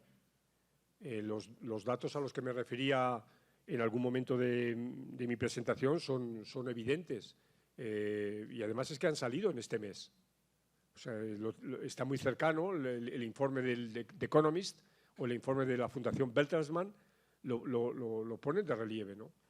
Que hay un retroceso lento, suave, no es una caída, entonces hay problemas, ¿no? Y hay problemas, los diagnósticos son variados, ¿no? Es decir, los diagnósticos y las causas, ¿no? O las hipótesis de por qué se está produciendo esta caída son, ya digo, son muy ricas, pero hay digamos que hay una coincidencia enorme en, por lo menos, enfatizar este elemento que yo les he subrayado tanto de los cambios que hemos vivido en las sociedades y que seguimos viviendo en nuestra forma de actuar, en nuestra forma de relacionarnos, en nuestra forma de informarnos, en nuestra forma de socializarnos, de confiar en unos o en otros, de definirnos quiénes somos, etcétera. Yo creo que estos cambios que todo el mundo describe como que son cambios exponenciales, es decir, que se han dado de una manera muy rápida y de una manera que ha afectado a una enorme cantidad de gente como nunca. Es decir, o sea, un dato, ¿no? O sea, un dato que ustedes tienen. Piensen desde que llegó el primer teléfono a Colombia hasta, pongamos, el año 1990, ¿no? O sea, ¿cuánto tiempo pasó? Yo no sé cuándo llegaría el primer teléfono en Colombia, pero en el año 1990, a lo que voy, la cobertura del teléfono en Colombia, la cobertura del teléfono, del clásico teléfono, no era tan alta como la cobertura que hoy el celular tiene. Es decir, y el celular llega a Colombia, como en cualquier lugar del mundo, en los últimos 20 y tantos años. Es decir, que en 20 y tantos años la telefonía celular y lo que hay detrás de la telefonía celular, que no es solo evidentemente el aparato, sino es todo lo que el mundo de lo digital, ha llegado a un X% de la población, mientras que el teléfono clásico tardó 100 años. Eso es a lo que me refiero. Entonces, ese cambio, yo creo que es obvio y que lo percibimos en nuestra vida cotidiana, cada uno podría hacer análisis, y ustedes son muy jóvenes, pero incluso ustedes siendo jóvenes, podrían hacer análisis de cómo ha cambiado su vida en sus últimos 10, 15 años. Son testigos de ese cambio. Entonces, a lo que yo demando y llamo la atención a mis colegas es que esto afecta a la política. Afecta a la política desde la oferta y desde la demanda. Primero, desde la demanda, porque nosotros demandamos cosas distintas. Y desde la oferta, porque como ustedes están viendo, las campañas electorales son distintas. Es decir, ustedes van a llegar el domingo, quien vaya a ir a votar, van a llegar a la mesa electoral y un segundo antes de que lleguen a la mesa electoral les puede llegar un WhatsApp en su teléfono celular que llevan en el bolsillo con publicidad electoral. Que a lo mejor, si es acertado ese WhatsApp, les cambia el voto. Entonces, ante eso, la política y la ciencia política, ¿qué decimos? ¿No? Entonces, eso debilita la democracia. Eso debilita la democracia enormemente.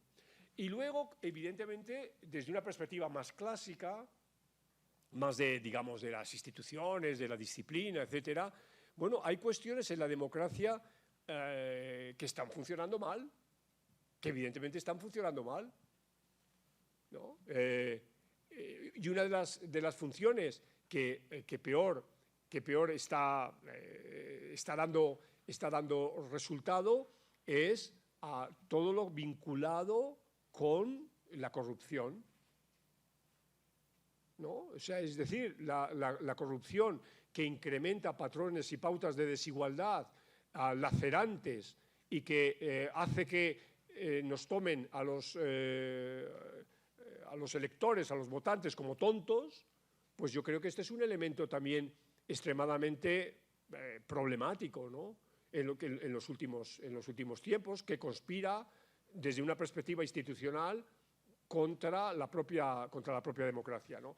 Los principales trabajos que se están escribiendo ahora mismo sobre la democracia insisten muchísimo en la idea de cómo la democracia está siendo subvertida desde dentro. Desde dentro, ¿no? O sea, es decir, es un Bukele o es un Trump exactamente los que generan ese malestar, ¿no? Con la democracia, ¿no? Entonces, es cómo esa democracia resulta que no tiene armas, perdón por la alusión bélica, que no tiene instrumentos para defenderse. En otra sesión con el profesor Cavarossi hablábamos de este asunto de que la democracia es el único sistema que permite que la derroten. Así es. Sí. Y me estás haciendo acordar de Juan Lins, en este texto que se llama La quiebra de la democracia. Cómo Juan Lins argumenta allí que las democracias se quiebran más fácil por la deslealtad de los propios líderes. Así es. Más que por las amenazas como el comunismo. Perdona, te corrijo, por la semi-lealtad, que es el concepto de Juan Lins que introduce. Por la semi-lealtad. Y me estás haciendo pensar también en Todorov con la idea de los enemigos íntimos de la democracia, ¿no? Cómo son de adentro. Bueno, a ver, preguntas. Allí está Julián.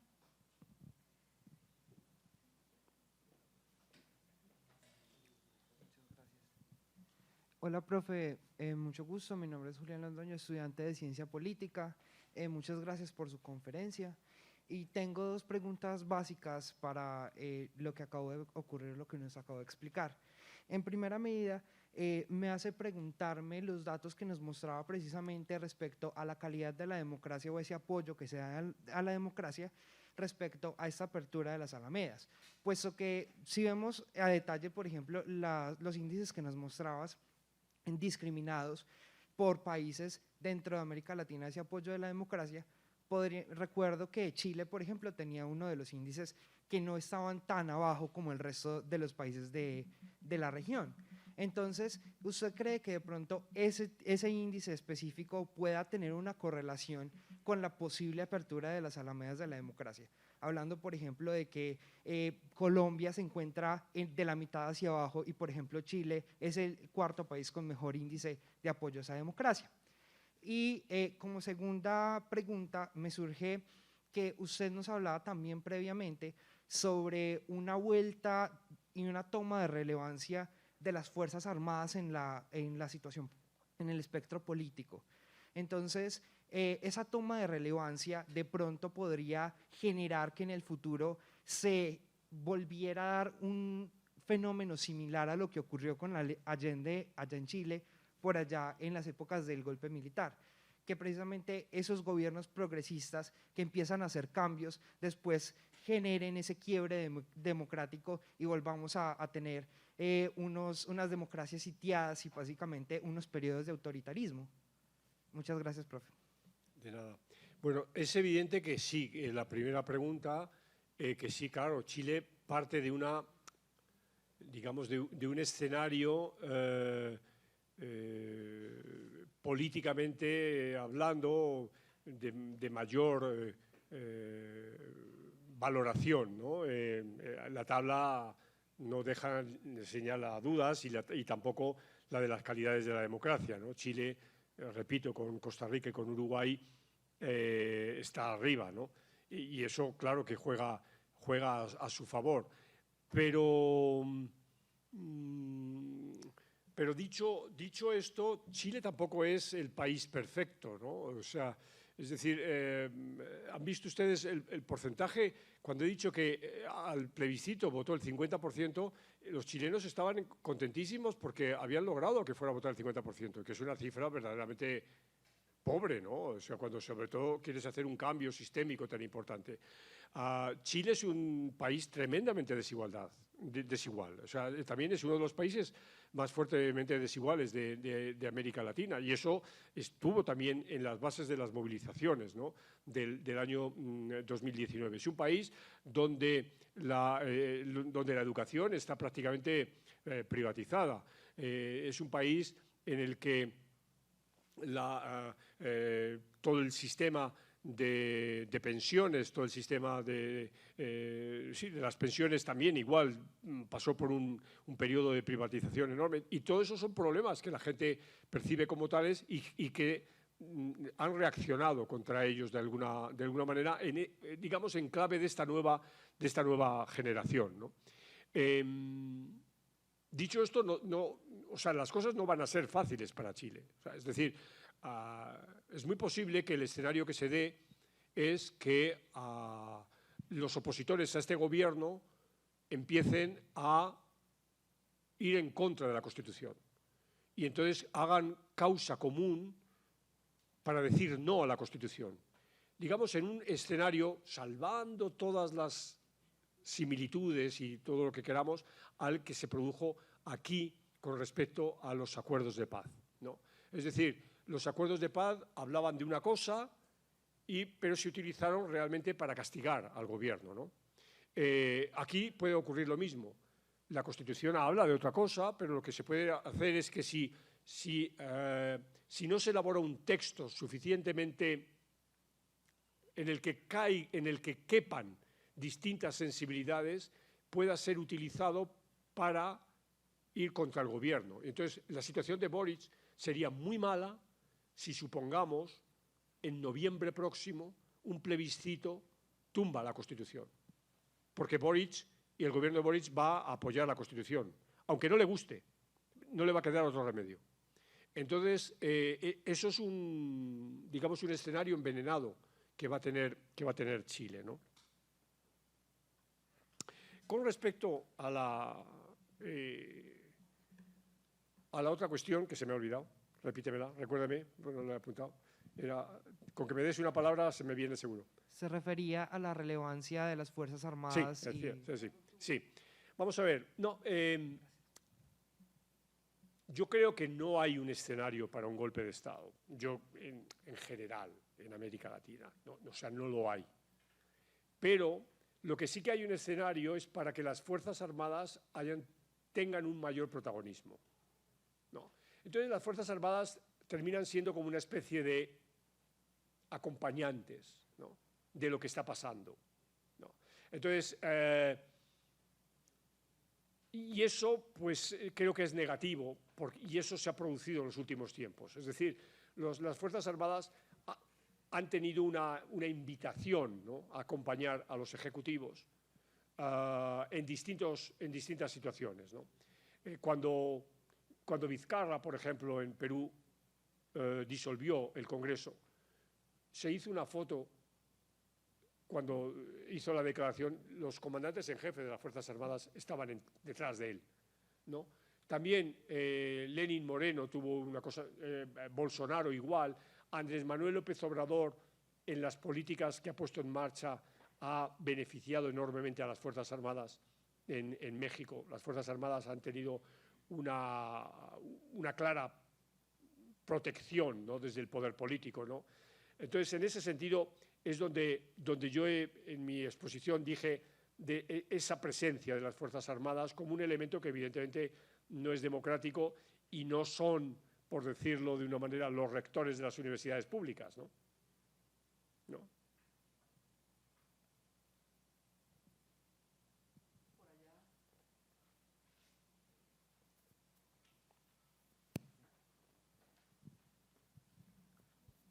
Hola, buenas. Mi nombre es Laura Torres, soy estudiante de Ingeniería Civil. Pues yo le quería preguntar algo muy enfocado en Colombia. O sea, nosotros llevamos muchos años de una corrupción brutal.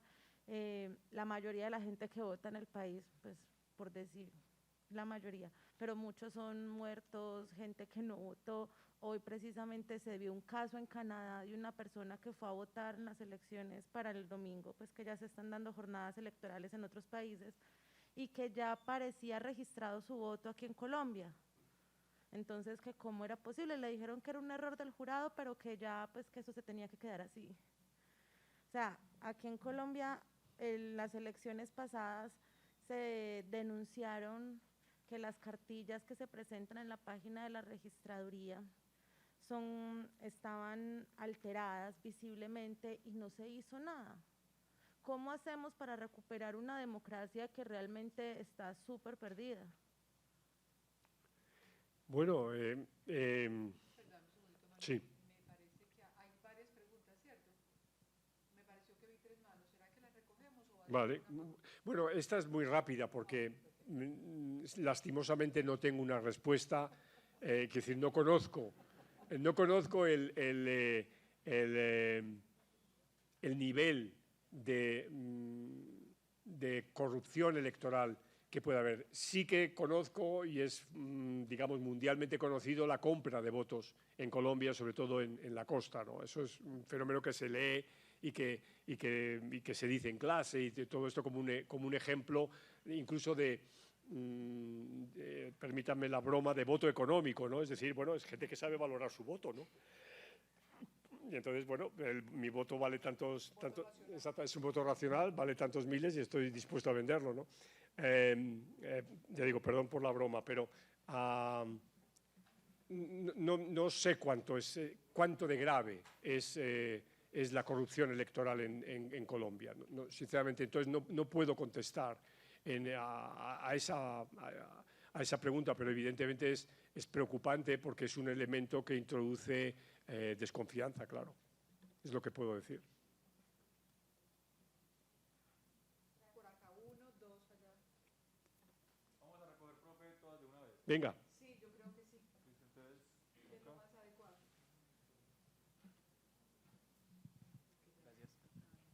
Hola, bueno, buenas noches a todos y todas. Yo quería preguntar, de pronto volviendo a la última diapositiva, que ahí habría que agregar un tema que sorpresivamente no está siendo muy relevante en los debates presidenciales, que es el tema de la inflación, especialmente de alimentos. Pues seguramente ya todos habrán sentido en sus bolsillos y en sus familias que está muy subido todo. Entonces, quería hacer 2 preguntas frente a eso. Primero, ¿por qué cree usted, o si comparte mi impresión de que no está siendo un tema central, por qué cree que no está siendo algo más central en las elecciones, sabiendo que es un problema que afecta muchísimo a casi todos? Y segundo, ¿qué impacto cree que puede, qué impacto cree usted que puede tener esto en el panorama político, tanto colombiano como latinoamericano, en el tiempo venidero? Y ya eso sería.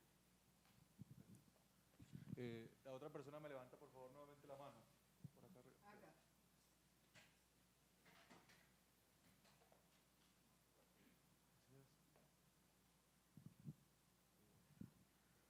Hola, buenas noches a todos.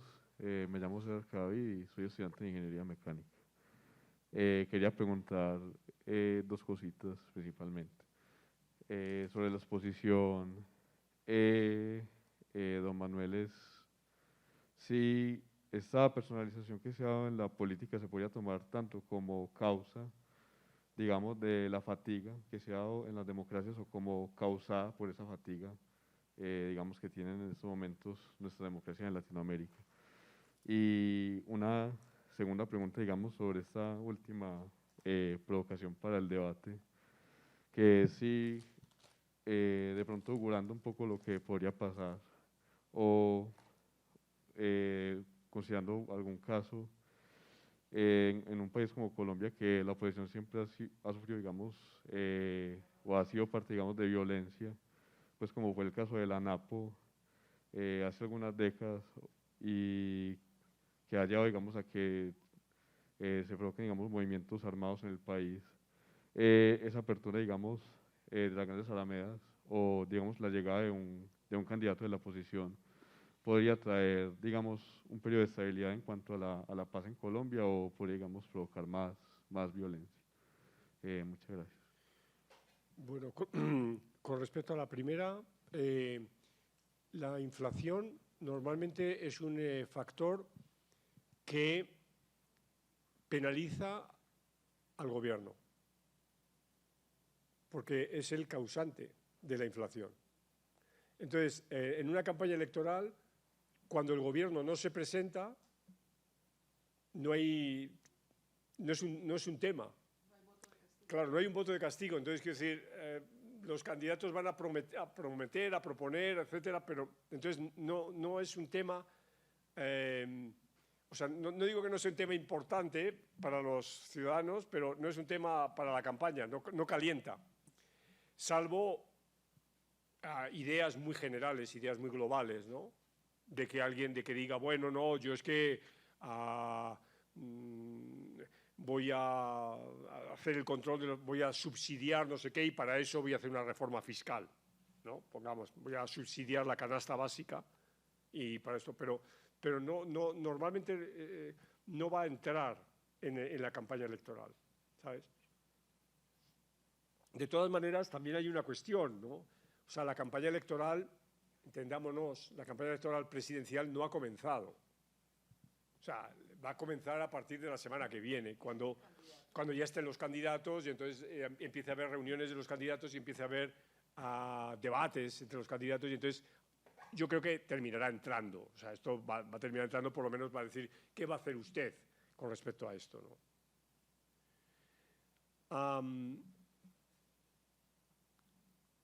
A ver, de nuevo, la primera pregunta te he entendido muy mal con lo de las causas.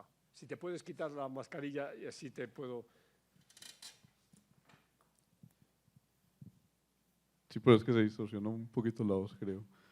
Sí, se podría tomar, digamos, que esa personalización Sí. en la política se podría tomar como causa de la fatiga, o como si fuera causada por la fatiga de las democracias. No, yo creo, es muy buena pregunta, ¿no? Es muy buena pregunta porque hay es un proceso muy sistémico, es un proceso donde hay una retroalimentación, ¿no? Donde hay una clara retroalimentación de los elementos que se dan, ¿no? Es como cuando yo digo la presidencialización, ¿no? La presidencialización contribuye a la personalización, sí, pero hay casos en que los presidentes son mucho más individuos del aparato, del partido, que ellos mismos. Estoy poniendo, por ejemplo, el caso de una persona muy poco conocida, que ha sido el presidente, que es el presidente saliente de Costa Rica, Alvarado. Este hombre llegó a la presidencia, y estamos hablando de un sistema presidencial, porque era el candidato del PAC, del partido del anterior presidente. Y a su vez el anterior presidente llegó a la presidencia, Luis Guillermo Solís, porque era el candidato de ese partido. O sea, en ese caso no hay personalización, ¿no?, de la política, y sin embargo eso no quita para que haya una fatiga en la democracia de Costa Rica, como estamos viendo en las elecciones de ahora mismo, ¿no?, en Costa Rica y en el escenario de Costa Rica. Entonces, pero claro que hay una retroalimentación, ¿no? O sea, es evidente que hay una retroalimentación. Y luego, con respecto a tu pregunta, bueno, hablar de violencia en Colombia es también muy complicado porque hay mucha gente que ha estudiado esto mucho y sabe mucho de los factores y de las razones de la violencia y demás, ¿no? Hay violencia vinculada a la tenencia de la tierra, hay violencia vinculada a delincuencia, digamos, con base internacional. Estoy lógicamente pensando en narcotráfico o el tráfico de oro, de materiales de minería ilegal, etcétera. Pero también hay violencia vinculada a un aspecto no menos importante, como puede ser el derivado de la confrontación ideológica, o hablo, si se quiere, en pasado. Es decir, evidentemente la opción por la violencia fue una opción ideológica en un momento, ¿no?, la opción, digamos, de la guerrilla ideológica. O sea que, si nos damos cuenta, hay distintos momentos y distintas causas económicas, ideológicas, sociales y demás, ¿no?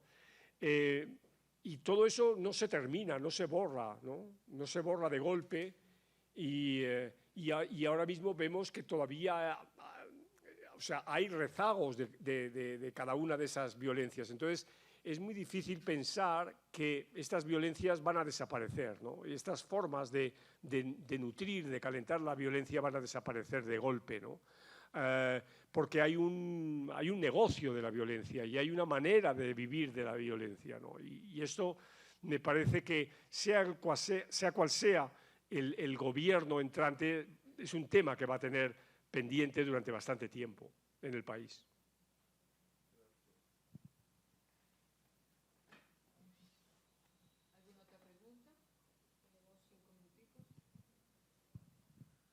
Hola, buenas noches. Buenas noches. Yo soy Kevin y soy estudiante de Historia. Manuel, en una entrevista con videoconferencia, decía que un problema común en muchos países es la polarización, ¿cierto? Sí. Mi pregunta es, ¿podría pensarse esa polarización en este contexto de una democracia fatigada en términos positivos? O en otras palabras, ¿esa polarización es una traba o es una posibilidad? Gracias. Muy bien. Les cuento una anécdota personal. Hace 15 años pidieron a la Universidad de Salamanca, a través de la cooperación española, que colaboráramos en hacer un informe sobre la gobernabilidad en El Salvador. El Salvador acababa de firmar, bueno, hacía ya un poquito de tiempo, pero los famosos acuerdos de paz de Chapultepec. Intervino Naciones Unidas, ONUSAL, la Organización de Naciones Unidas para El Salvador. Y en esos acuerdos de paz, uno de los productos del acuerdo de paz fue que la guerrilla, el FMLN, se convirtió en partido político. Y ese partido político se presentó en las elecciones del año 2004 y obtuvo un buen resultado. Obtuvo, ya no recuerdo, pero hablo de memoria, pero el 30 y tantos % de los votos. Y 10 años más tarde llegó a la presidencia. Las elecciones en El Salvador son cada 5 años. O sea, hubo un candidato del FMLN, llegó a la presidencia. Y yo me acuerdo que cuando estábamos haciendo ese informe, uno de los sectores más duros, que era el empresariado. Tuvimos una reunión con el empresariado de El Salvador y el empresariado nos dijo: profesor, es que estamos muy angustiados por la polarización del país. Y yo les dije, hemos hablado antes de Linz, pero también podemos hablar de Sartori, yo me acuerdo que les dije, al revés, la polarización es positiva, siempre que esté dentro del sistema. La condición es que esté dentro del sistema, porque lo que es anormal, es que no haya polarización. A lo mejor si no hay polarización no hay democracia. Claro, o sea, hay países de América Latina donde no hay izquierda. Donde no hay izquierda. Antes les he hablado de Paraguay. En Paraguay no hay izquierda, hay 2 o 3 diputados en un parlamento de 100 no sé cuántos diputados. Eso no es normal. O sea, no es normal. O sea, cuando digo normal en términos estadísticos. No es normal, no puede ser. No. Panamá. En Panamá no hay izquierda. No hay izquierda. Es una cosa, vamos, puede haber un diputado panameño que es del frente no sé qué, tal. No hay izquierda, ¿no?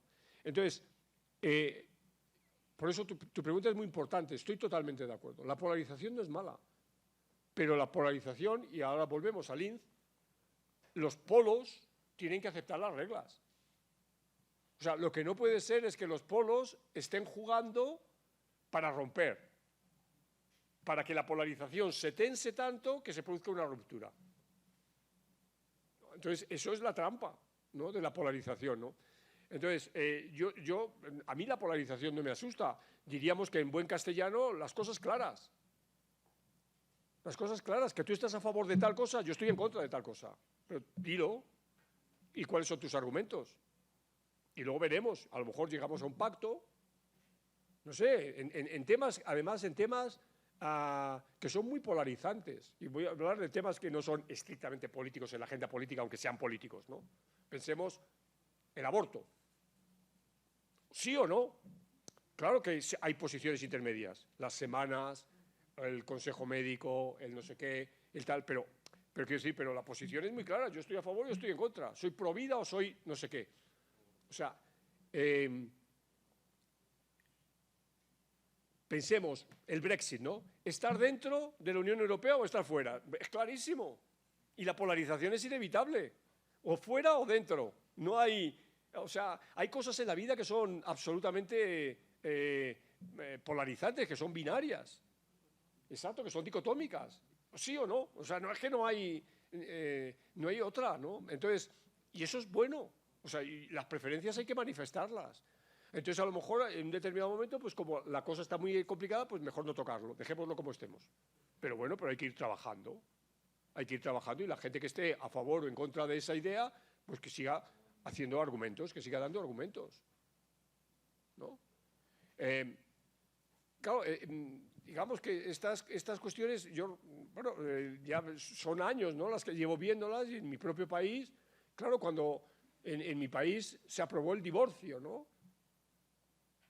En la ley, yo creo que fue del año 79 o del año 80. Bueno, pues igual, claro, la derecha estaba en contra del divorcio. Bueno, claro, ahora, ¿quién de la derecha va a decir que no está a favor del divorcio? Bueno, ya eso... Entonces... La derecha se divorcia, ¿no? Claro, por supuesto, ¿no? Entonces, la polarización, o sea, yo creo que tiene mala prensa la polarización, estoy de acuerdo, porque puede ser algo muy oportuno, la polarización, y es mostrar la disidencia y mostrar que no se está de acuerdo con algo, ¿no? Ahora, ¿hasta dónde estás dispuesto, no? Dices, no, estoy dispuesto entonces a defenderlo con las armas. Ah, bueno, no, entonces no, claro. O sea, tenemos que tener un marco. El marco es la convivencia, el marco es la Constitución, el marco es tal, pero... Y ver cómo se puede ir ganando, ¿no? Y claro, eso es el hecho de, digamos, el incrementalismo de la política. La política es fundamentalmente incrementalista, ¿no? Hay cosas que se tardan 50 años en conseguir, desde la primera vez que se plantean, ¿no? Y luego caen por su propio peso.